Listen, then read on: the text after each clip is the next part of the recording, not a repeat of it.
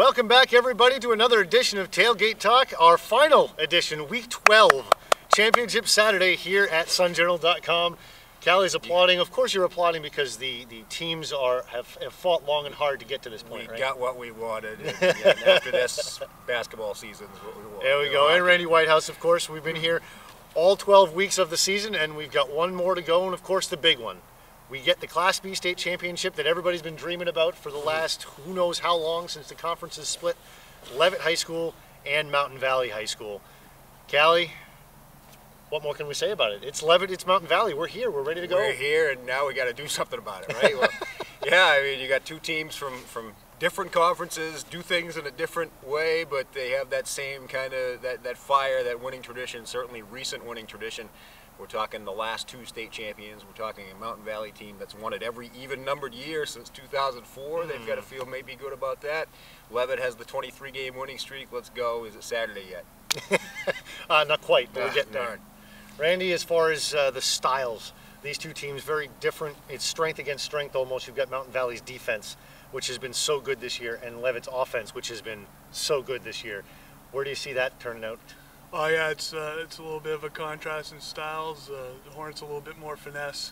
The Falcons are the physical football team in the fine Mountain Valley tradition. As stingy a defense as there is in the state with Mountain Valley, no question about that. And as explosive and diverse an offense in the state in the Leavitt Hornets. You know, all the talk's going to be about that matchup. But you know how it usually works in these kind of games. It goes the other way, of course, absolutely. And it ends up being the Leavitt defense against the Mountain Valley offense, and both of those units, you know, might go into this game with a little bit of a chip on their shoulder, feeling that they have something to prove that people haven't been talking about them enough. As far as the personnel matchups, Callie, what can we expect from a Mountain Valley team and from a Leavitt team that they've each got their own stars in their own right? Yeah, Leavitt certainly is going to try to run the option on offense, and you know, Jordan Hersom, not the typical drop-back pocket passer. You know, they can do that if they need to, but they haven't had to do it much.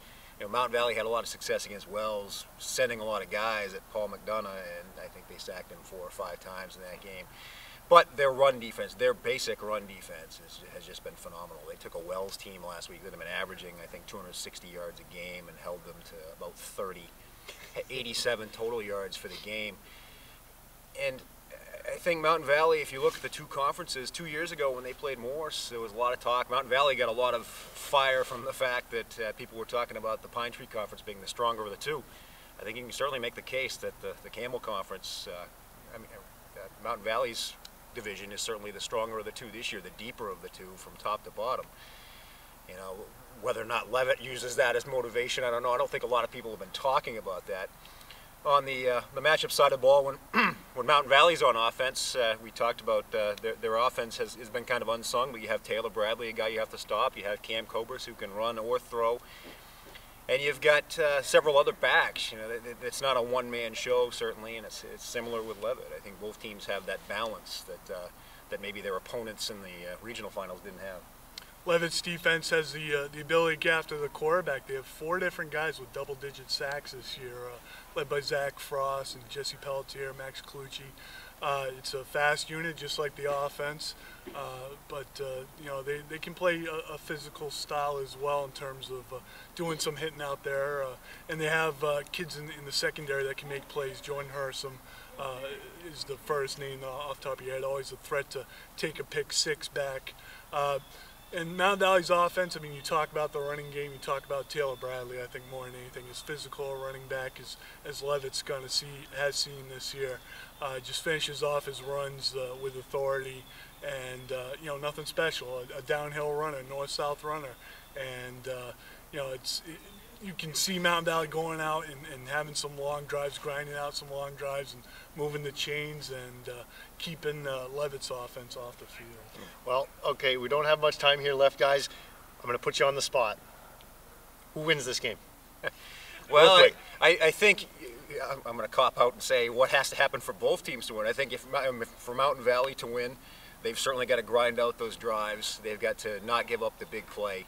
For Leavitt to win, they've got to hold on to the football. I think it's a matter of you know, not letting have it be picked up on the turf and run back for a touchdown, or not having Cam Cobras run an interception back for a touchdown. That's been a big part of Mountain Valley's offense, is their defense, the points they've scored defensively this year. We're taping this on Tuesday. I reserve the right to change my mind. I'm going with Levitt right now, just simply because I think they had the capability of getting that one big play, that one quirky, tricky, kind of play that can make the difference in a ball game like this. That one play that kind of puts a team back on its heels a little bit. See, I'm going to pick Mountain Valley for the same reason. So there we go. I think their defense is capable of putting points on the board. Maybe at the end of the half or something like that, that just is the typical dagger touchdown that you talk about. And they've scored them all year long. And if they get one Saturday, it could be tough. And because I'm a hockey guy that doesn't like the shootout and is okay with ties, I'm not going to break this one. You're going to be Switzerland. Absolutely. Thank you all for joining us all season long here at Tailgate Talk. We'll see you at the game hopefully on Saturday. Kalle Oaks, Randy Whitehouse, Justin Pelletier, one more time. See ya. Yeah.